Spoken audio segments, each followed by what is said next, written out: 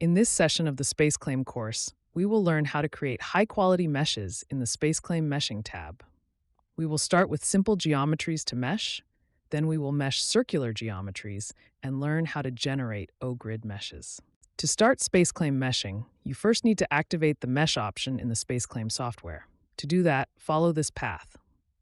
Go to File SpaceClaim Options, Customize Ribbon Tools. Then here you can activate the Mesh option of the SpaceClaim software.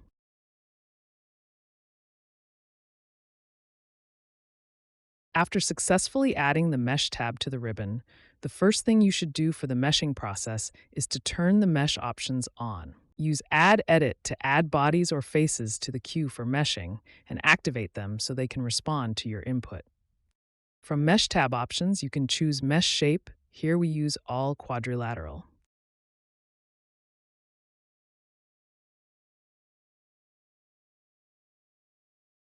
We change the default element size to 1 millimeter.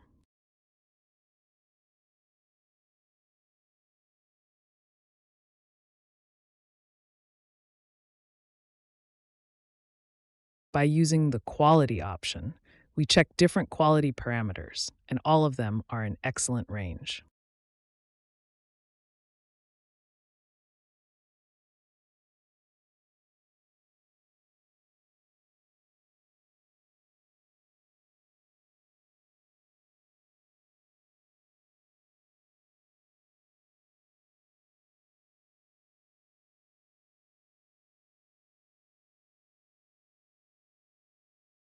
Now we proceed to draw the new geometry, which is a simple ring-shaped geometry.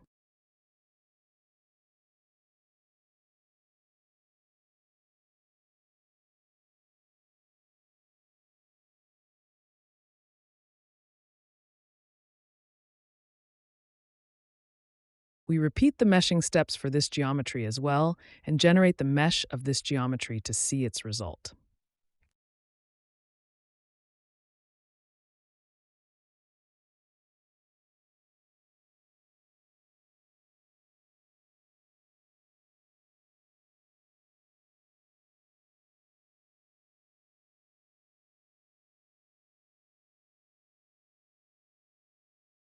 The result is highly accurate and acceptable, and all the different mesh quality evaluation parameters lie within the ideal range.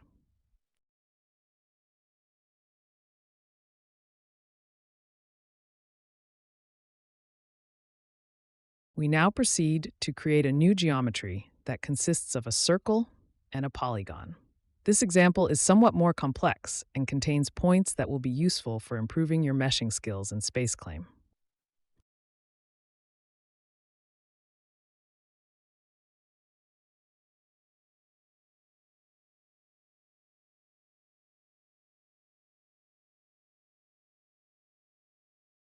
We again repeat the meshing steps for this geometry to see whether it produces our desired result or not.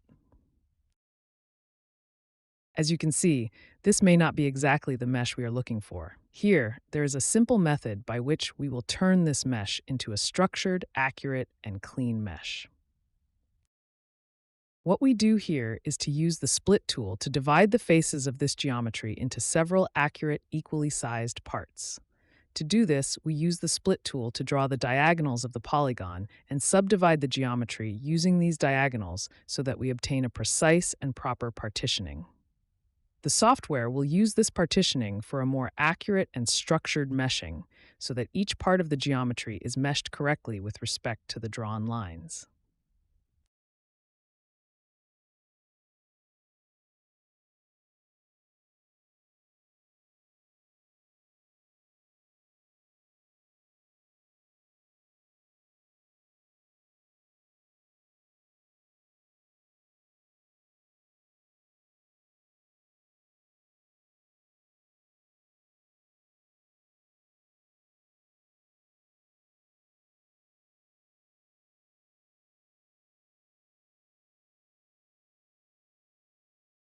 Now you can see that by repeating the meshing process on this geometry, our desired and acceptable mesh will be generated.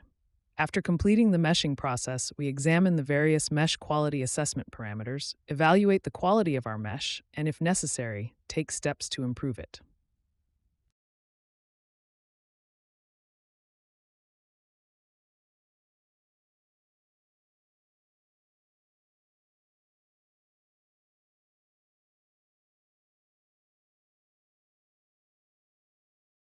In many cases, mesh quality can be improved by modifying the mesh sizing. Here we do exactly this using the sizing tool. After activating the sizing tool, two options, element size and edge division, become available. And in this example, we use the latter option. We size the different edges of the created parts in the geometry with this tool so that they reach the desired quality and size we have in mind.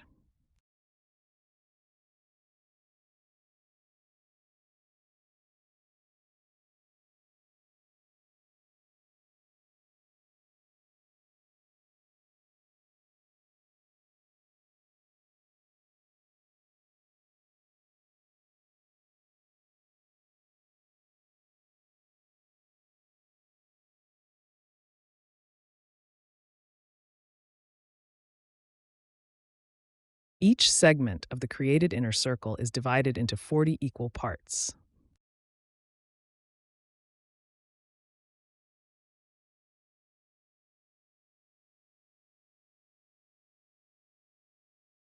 Now we also refine those edges that were obtained by drawing the polygon diagonals. Using the Copy to Parallel Edges option, this sizing is applied to all parallel edges. Edge biasing is a meshing technique that makes elements small at one end of an edge and gradually larger toward the other end, controlled by a bias factor greater than 1, such as 4. The bias direction specifies from which side the fine elements start so that the mesh smoothly transitions from fine to coarse along the edge.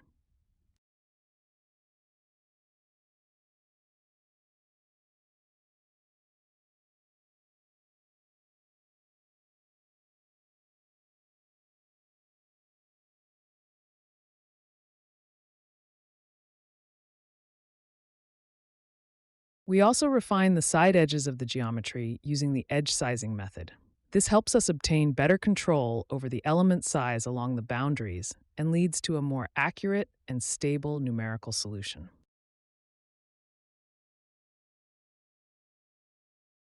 We now proceed to examine the mesh quality, and if we are not satisfied with it, we use the tools we have learned so far to adjust the mesh size in the required regions until we achieve the desired quality.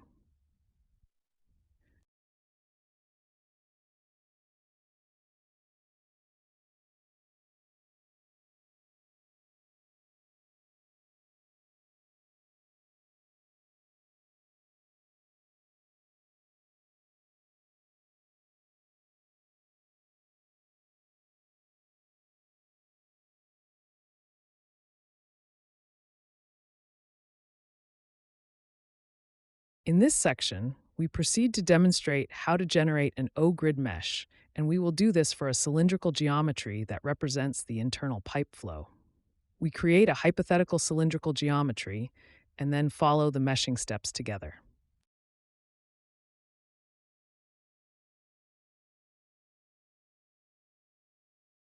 To generate an acceptable mesh for such a geometry, we proceed step by step. We first start from the basic operations that we used for the previous geometries, and then we move on to the methods required to create the desired mesh.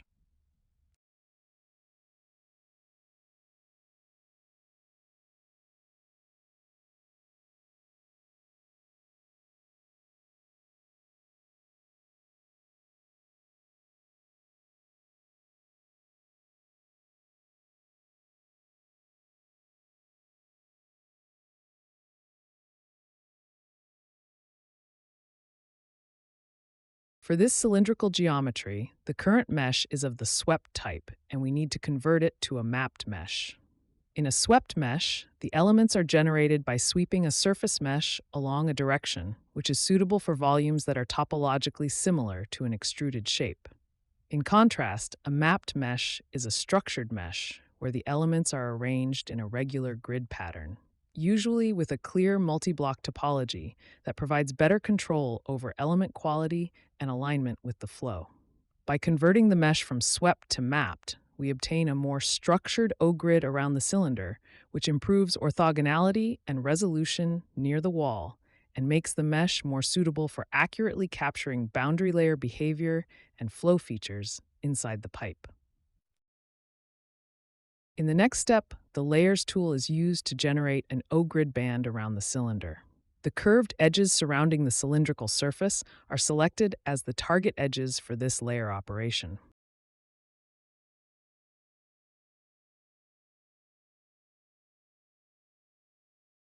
Then the offset value is set to 0.75 so that the layer is grown inward with a controlled thickness, resulting in the O-grid pattern.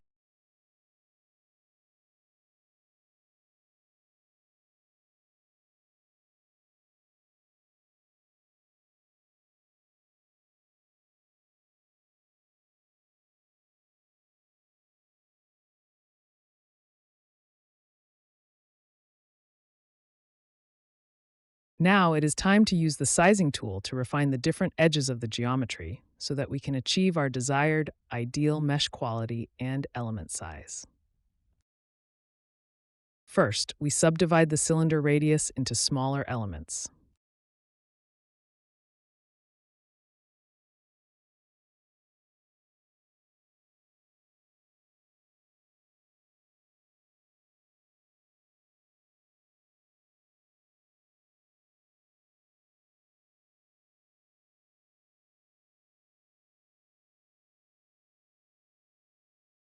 Then, we further refine the inner edges of the cylinder cross-section.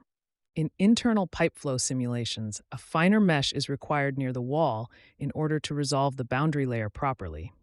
This is achieved by applying edge biasing so that the elements are smaller close to the wall and using a relative ratio known as the bias factor, gradually become larger as the distance from the wall increases.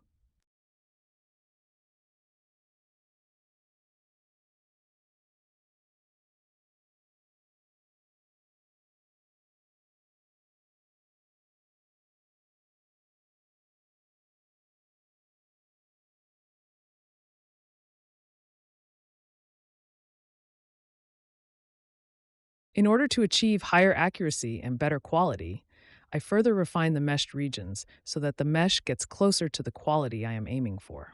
You should likewise decide on the number of elements and their size based on the specifics of your problem and your computational constraints.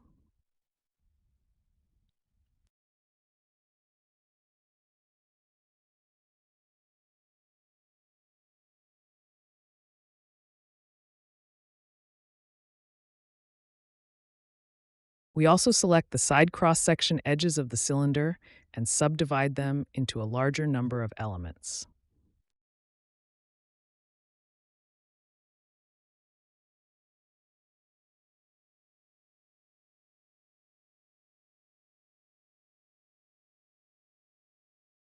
In the final step, we examine the quality of the generated mesh, and as you can see, the mesh quality is at a satisfactory level.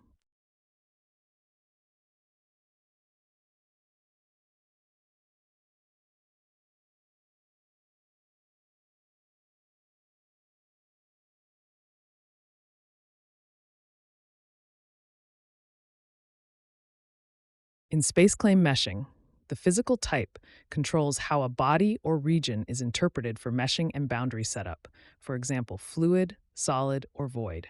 It affects how the mesh is generated and later how that region will be treated when you transfer the mesh to Fluent or another solver for applying boundary conditions and material models.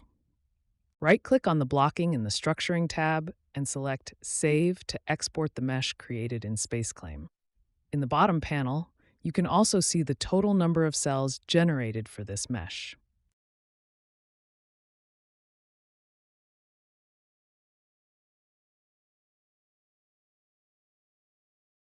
At the end, you can set the storage path and the output file name according to your needs, and then export the mesh. This allows you to save the mesh in a desired location and easily use it later in your CFD analysis.